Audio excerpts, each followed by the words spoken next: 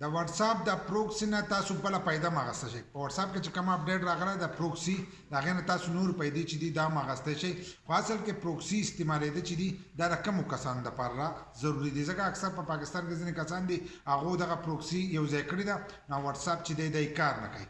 اصل کې تاسو کله پروکسی یو ځای کوئ نو دا به کنیکټ کوئ د دې سره چې کنیکشن حالت کې باغشین کراس نه خچ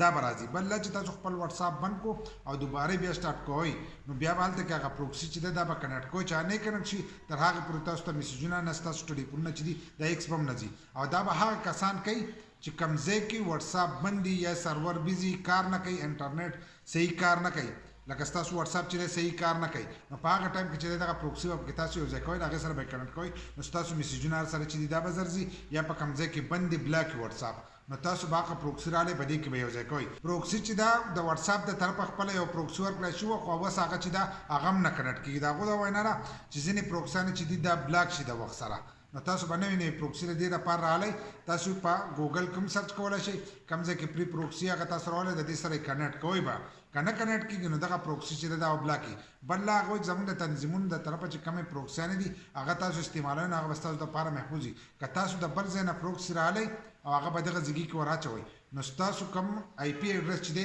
دا به شیر کېږي نور تاسو تصویرونه سره چې دي دا به محفوظي دا غو په اپډیټ کې دا لیکل شي دا به محفوظي او په پاکستان کې چې دی واتس اپ آنلاین په پاکستان کې د ضرورت ناراضي چې په کم ځای کې کار نه کوي نو د هغه ځګي د پاره دلته کې سرور بیزي نه په هغه ټایم کې چې دا تاسو یو ځای کولای شئ ځینې کسان وایي چې په غیر انټرنیټ چې تاسو سره ام بي نه نو تاسو استعمالولی شئ په غیر انټرنیټ چې دی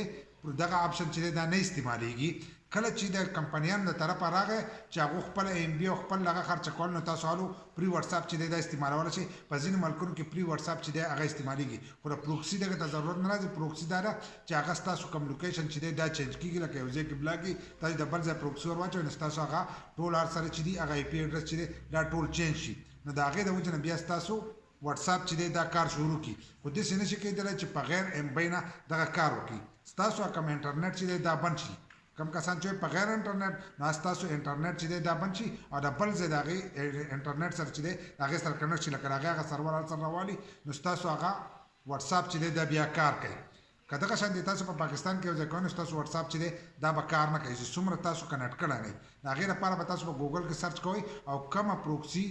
سین کراس وته راغی نو هغه به بیا کار کوي سین کراس وته نه راغله او کنیکټ شوی نه نو هغه پروکسی چې دا کار نه کوي پیدې کمره پیدې دا اکثر ځینې کسان وایي موږ ته داسې طریقه وښه چې موږ انټرنیټ چالو کړی خو زموږ واتس اپ چې دا کار نه کوي لکه اکثر ځینې کسان گیمونه کوي نو یا ورته یو کس ټلیفون کوي یا بل کس ټلیفون کوي نو کله چې تاسو د پروکسی د آپشن آن کړو نو تاسو واتس اپ چې دا به کار نه کوي نو تاسو واتس اپ چې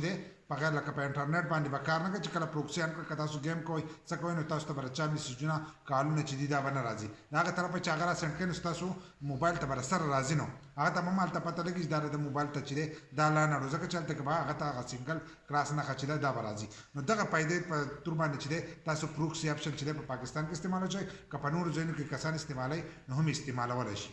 که ویډیو مو خوښ شي نو یو لایک شیر کمنټ چې دی دې ویډیو له لازم کړئ داسې نور ویډیوګان لپاره زموږ د فیسبوک پیج هم د ځان سره فالو کړئ او یوټیوب چینل چې دی هغه هم د ځان سره سبسکرایب کړئ